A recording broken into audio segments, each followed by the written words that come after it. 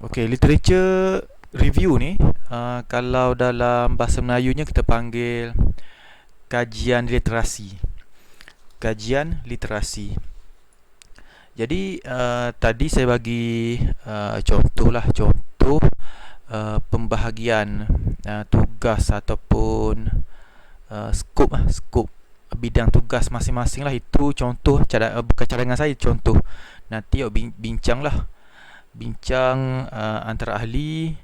um, Pembahagian tugas tu biar seimbang lah, biar seimbang supaya isinya, konten nanti dalam literature tu seimbang, sama banyak lah.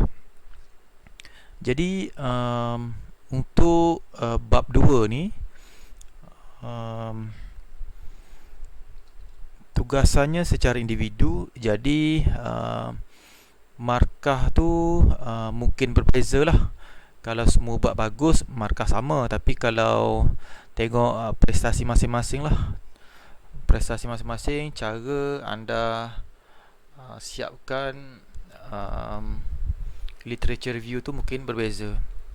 Jadi untuk bab 2 ni, okey, 2.0 chapter overview ataupun latar belakang bab lah. Yang tu mungkin boleh gabung lah, boleh gabung idea. Maksudnya latar belakang bab ni maksudnya latar belakang literature review. Okey, di bawah literature review ni apa yang terkandung di dalam tu. Okey, maksudnya awak macam pembukaan lah, pengenalan kepada bab 2. Okey, 2.0. Okey, literature review overview. Okey, overview macam bab 1 lah. Bab 1 ada latar belakang, okey, overview. Sama juga dengan bab 2 ada 2.0 overview, latar belakang. Jadi kena ceritakan apakah maksud literature review ni. Okey, literature review ni, okey, awak boleh carilah mana-mana sumber. Okey, dekat Google, apakah maksud kajian literasi, literature review. Okey. Secara ringkasnya, literature review ni kita kita mengumpulkan, okey, kita study, kita mengkaji, kita mentelaah apa sahaja, okey, dari segenap aspek tentang projek yang bakal kita bina. Okey, maksudnya kita kumpulkan ilmu pengetahuan tentang projek kita. Contohnya di dalam projek kita tu ada guna motor. Okey, motor. Jadi literature, salah satu subtajuk literature motor. Okey, katalah Haikal, contoh, saya ambil contoh Haikal. Okey, jadi kalaulah kita nak cerita tentang motor dahulu, okey, saya ambil contoh 2.0 tadi chapter of view, 2.1 motor. Okey, jadi untuk 2.1 ni bahagian Haikal lah. Jadi Haikal cerita terperinci tentang motor. Okey, jadi apa yang kita nak cerita dalam motor ni? Okey, awak boleh ambil motor yang dah ada dalam mesin, apa-apa mesin lah. Okay. Jadi kita mengkaji motor yang dah ada. Itu masuk literature review. Kita mengkaji, mencari maklumat. Okay, motor jenis apa yang ada, motor AC, motor DC, power berapa, speed berapa, torque berapa. Okay, jadi mungkin motor ni digunakan pada mesin mana, motor ni digunakan pada mesin mana. Tak semestinya kita mengkaji motor yang dah ada pada mesin kelapa. Kita boleh kaji motor yang ada pada mesin-mesin lain. Jadi kita macam nak cedok idea daripada benda yang dah ada. Kita ambil sebahagian, kita nak masuk dalam projek kita. Itu masuk literature. Kita mengkaji benda-benda yang dah ada. Mungkin awak nak kaji motor saja, ataupun nak kaji motor yang dah ada dalam projek-projek lain, motor yang dah ada dalam mesin-mesin lain. Tidak semestinya mesin kelapa. Apa-apa mesin lah, apa-apa mesin yang berkenaan dengan makanan, ataupun mesin-mesin yang tidak ada kena-mengena dengan makanan, tapi kita nak ambil dia punya konsep motor tu. Motor apa yang sesuai untuk projek ni? Mungkin kita cari motor yang tok, yang betul-betul kuat lah. Sebab nak potong tempurung kelapa tu dia keras lah. Kena cari motor yang betul-betul kuat. Jadi carilah motor, kita kaji. Okay, kita study, kita kaji motor-motor yang dah ada. Okay, itu kalau kita nak jadikan 2.1 tu motor sebagai subtajuk. Itu bahagian hakal. Okey. Hakal ceritalah, okey, di bawah 2.1 tu kita boleh pecah lagi. Okey, pecah lagi. 2.11, 2.12, 2.13. Okey, jadi awak pandai-pandailah. Apakah yang awak nak cerita di bawah 2.1? 2.11. 2.12 apa? 2.13 apa? Awak tentukan dulu dia punya sub tajuk di bawah motor. Okay, nanti saya semak lah sesuai atau tidak sesuai. Jadi di bawah literature review ni, anda boleh masukkan sebarang fakta.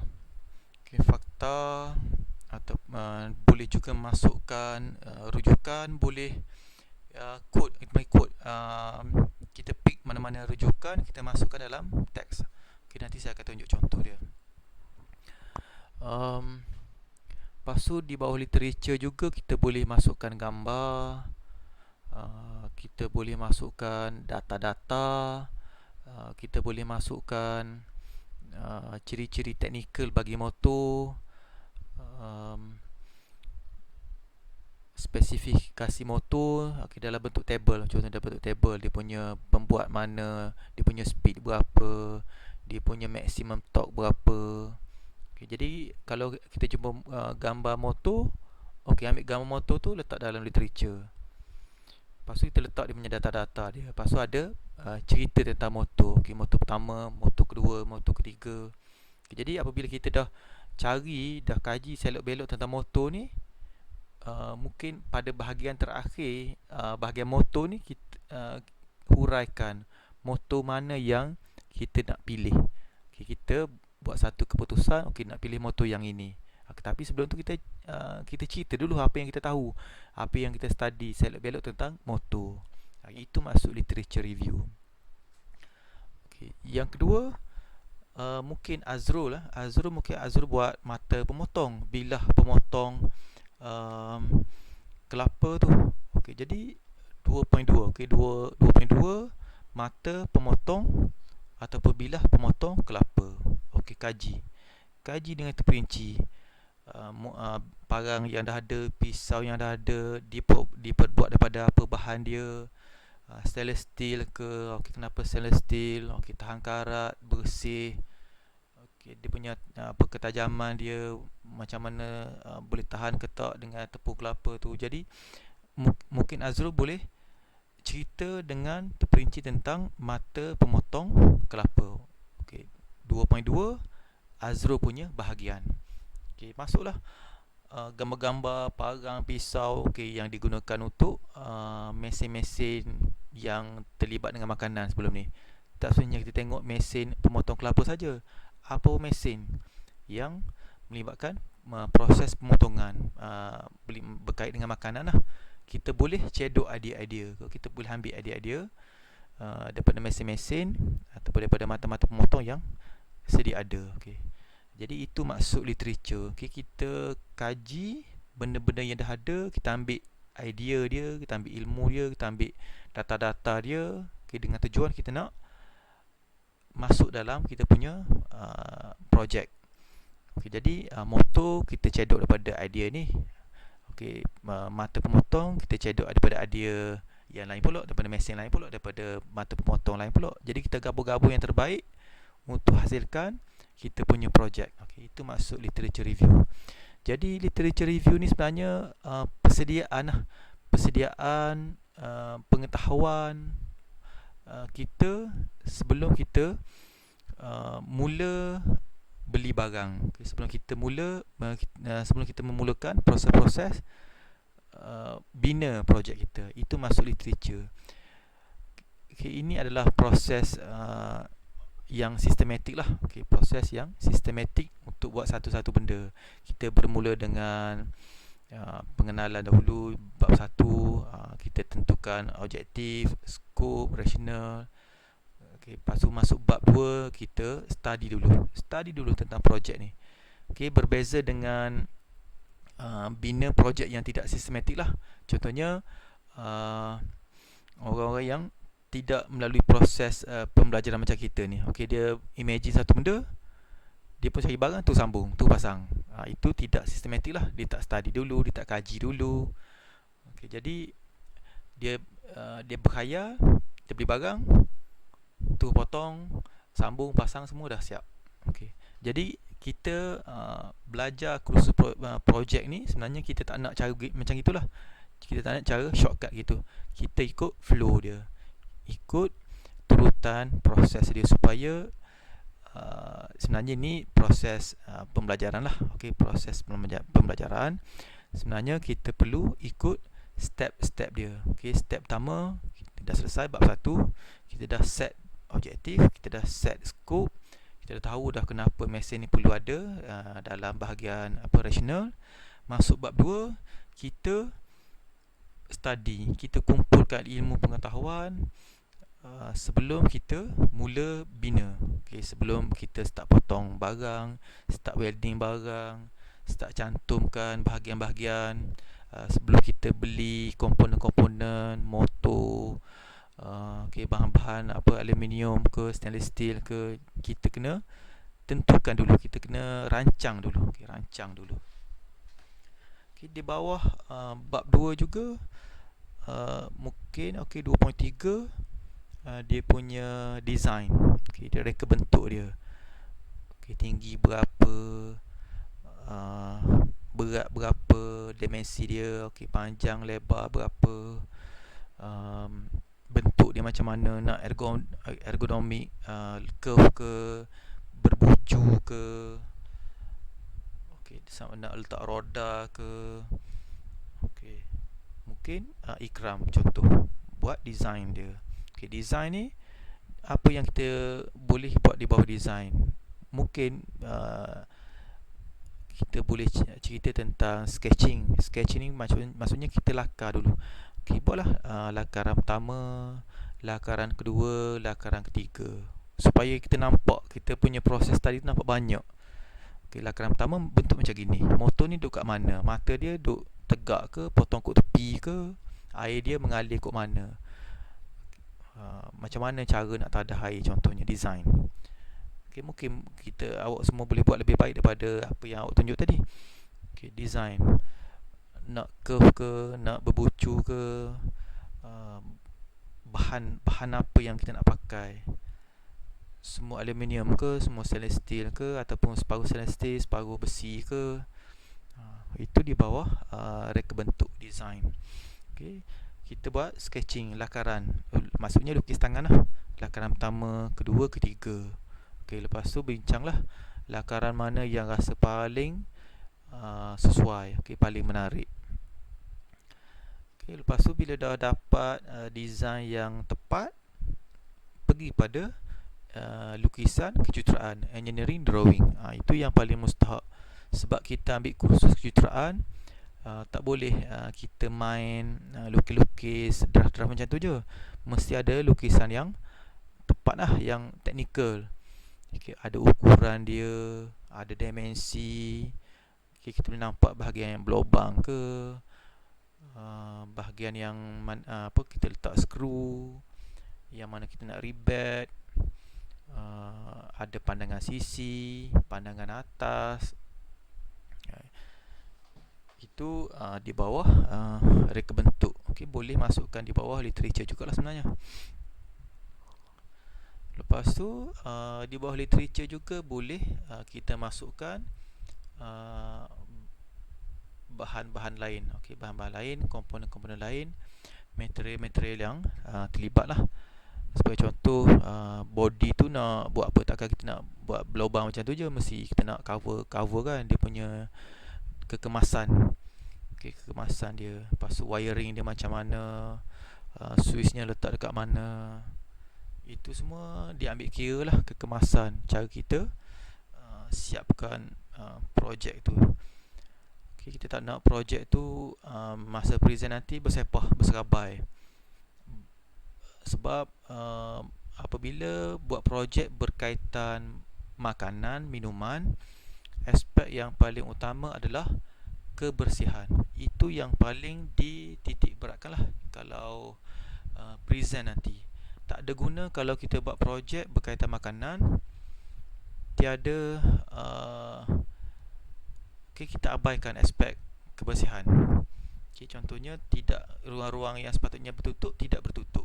Mungkin masuk kotoran, debu-debu, habuk dan sebagainya, ataupun kotoran daripada mesin tu sendiri, minyak ke, habuk-habuk ke, masuk balik ke makanan. Jadi kena fikir, mungkin ada benda-benda yang bertutup, ada cover, dan juga kena titik beratkan safety.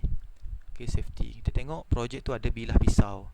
Macam mana kita nak bagi nampak ianya tak gerun lah, tidak menggerunkan apabila pengguna gunakan mesin tu. Contohnya mata alat tu mata pemotong tu tidak terlampau terdedah. Kebersihan, keselamatan sangat penting lah dalam membina projek tu. Jadi di bawah literature juga boleh masukkan kos, anggaran, anggaran kos untuk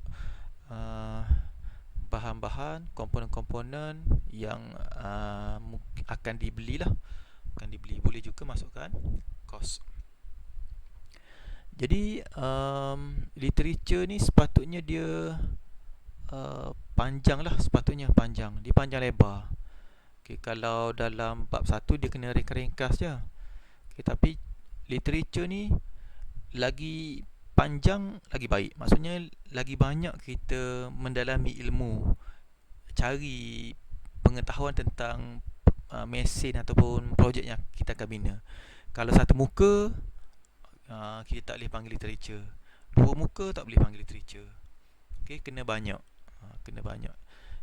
Tapi nanti awak buat literature, awak janganlah sebab saya kata nak banyak, awak ambil benda-benda yang merapu-rapu, tak ada kena mengena dengan projek. Tu salah. Kena mengena dengan projek, tapi kena bahan-bahan ataupun sumber-sumber tu kena, kalau boleh banyak lah, daripada banyak sumber. Tapi zaman sekarang ni satu-satunya sumber bagi pelajar Google je lah. Tapi Google pun kalau rajin cari, saya rasa banyak juga. Cuba. Saya tak paksa lah untuk literature ni. Tapi kalau boleh, biarlah banyaklah. Banyaklah dia punya cerita tu. Saya faham masalah pelajar sebenarnya dia agak susah nak banyakkan konten isi tu. Saya faham, tapi cuba dulu. Mungkin ada bahagian, mungkin contohnya motor. Motor ni banyak isi mungkin. Untuk mata pemotong mungkin tak banyak sangat isi.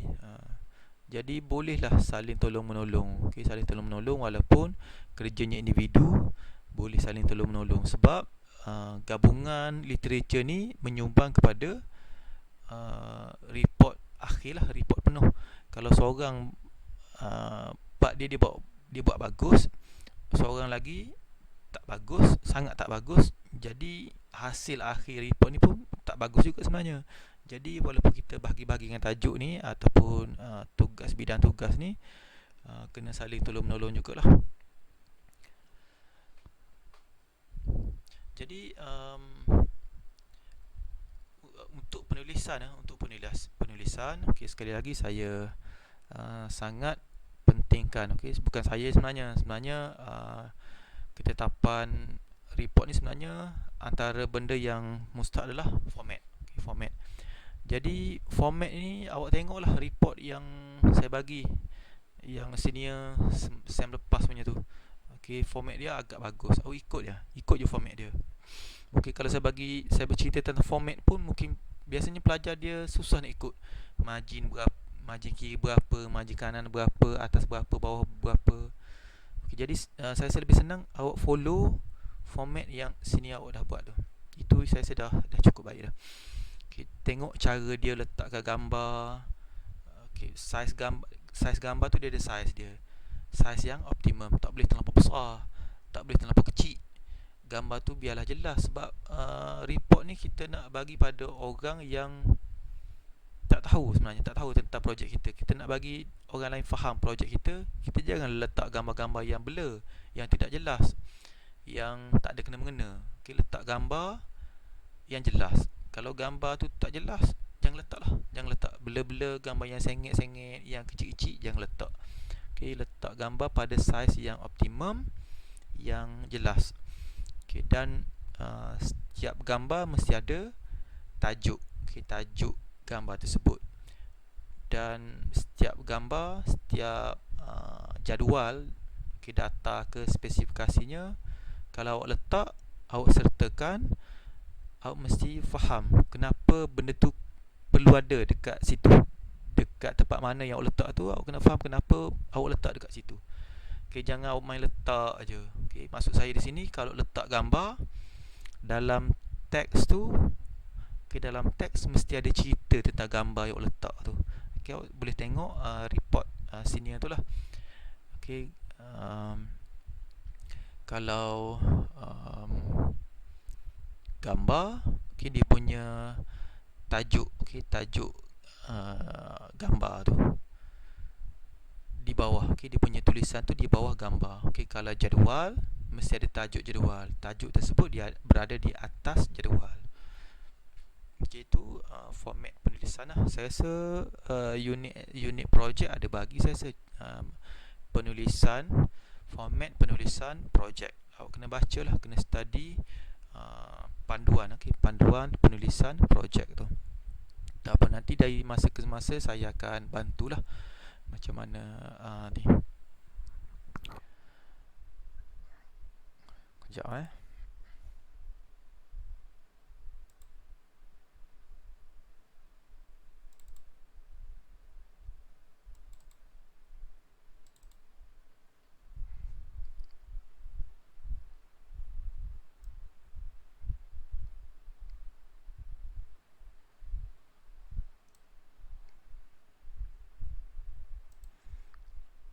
Kejap saya nak kongsi report pelajar senior tu.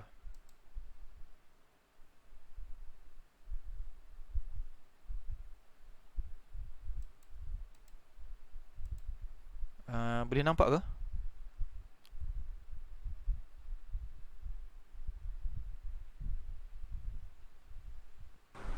Nampak je, nampak. Okey. Contoh macam mana cara kita nak masukkan gambar. Okey. Kita masukkan gambar. Okey, ni pelajar ni dia di bawah 2.3.1 design of blade fan. Okey, reka bentuk bilah kipas. Okey, jadi dia letak, dia cari, okey, dia cari bilah-bilah kipas yang ada, yang telah sedia ada. Okey, jadi dia buat pemilihan lah, bilah kipas yang macam mana yang sesuai. Jadi dia letak gambar. Okey, tengok gambar, saiz gambar dia. Okey, tidak terlampau kecil dan tidak terlampau besar. Okey, gambar, dia letak gambar. Di bawah gambar ni mesti ada tajuk. Ini nama kita panggil tajuk. Okey, tajuk bagi gambar. Okey, jangan letak gambar saja, mesti ada tajuk dia. Okey, tajuk bagi gambar di bawah gambar. Okey, figure 2.1 3D fan blades. Okay, gambarnya jelas, tidak terlampau besar, tidak terlampau kecil.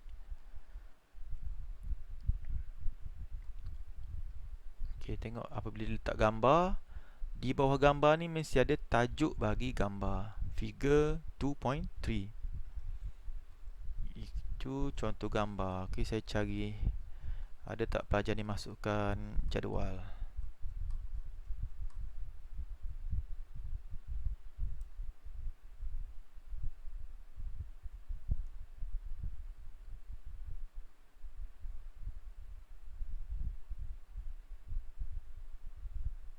Okey, ini contoh jadual. Okey, kalau kita masukkan jadual, jadual juga mesti ada tajuk jadual. Okey, tajuk bagi jadual bukan seperti gambar. Kalau gambar di bawah, tapi kalau jadual tajuknya di atas. Okey, table 3.1 list cost components, cost of this project. Okey, ini dia punya cost bagi setiap komponen lah, harga-harga bagi setiap komponen. Okey, jadi kalau literature ni boleh masukkan apa-apa table. Okey, table data ke spesifikasi komponen yang diceritakan tu. Okey, boleh masuk dan mesti ada tajuk di atas jadual.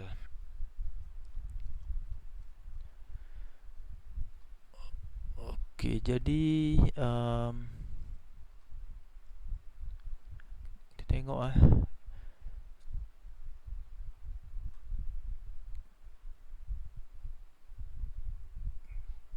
Okey, satu lagi saya nak cerita, saya nak tahu kalau kita letak gambar. Okey, gambar kalau boleh setiap page kita jangan bermula dengan gambar. Dan kalau boleh jangan berakhir dengan gambar. Kalau boleh lah. Sebab nampak tak kemas. Okey, tak kemas. Kalau boleh gambar ni kita adjust lah biar dia berada di antara teks. Okey, itu yang terbaik. Okey, berada di antara teks macam ni. Gambar ni dikurung oleh teks atas dan teks bawah. Okey, tengok cara dia buat perenggan. Okey, kemas lah. Cara dia bagi sub tajuk. Okey, dan juga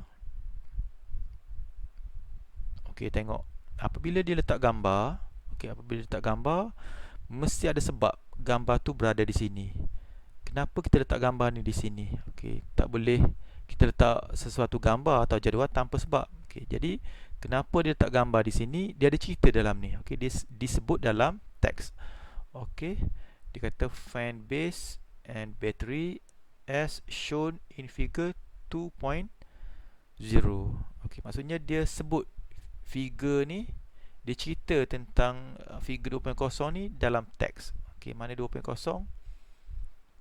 Mana dia punya 2.0? Oh, dia salah letak ni. Okey. Mungkin atas tu 2.0. Jadi dia cerita tentang gambar 2.0 ni di dalam teks. Okey, itu maksud saya. Gambar yang diletakkan ni ada rasional dia, ada sebab dia. Jadi apakah maksud saya ada sebab? Kita cerita ataupun kita sebut di dalam teks. Okey, teks penceritaan kita tu.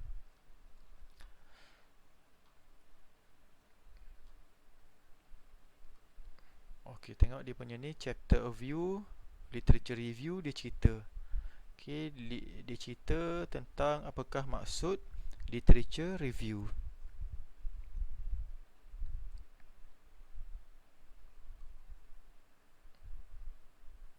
Okey, dan setiap kali bermula subtajuk 2.3 design. Okey, jangan kita 2.3 design di bawah 2.3 ni terus 2.3 2.3.1. Itu tak cantik Maksud saya 2.3 lepas 2.3 ni ada bunga-bunga dulu, ada cerita-cerita dulu sikit dalam satu atau dua ayat. Okey, design. Apa design tu sebenarnya? Okey, cerita apakah design. Okey, lepas kita intro sikit tentang design tu, barulah kita pergi pada 2.3.1. Itu yang terbaik lah macam pelajar ni buat.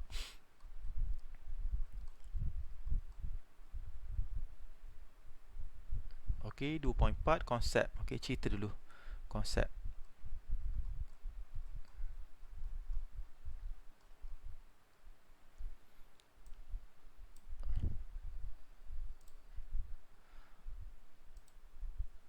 Okey, jelas ke tentang literature review ni? Ada sebarang kemusykilan?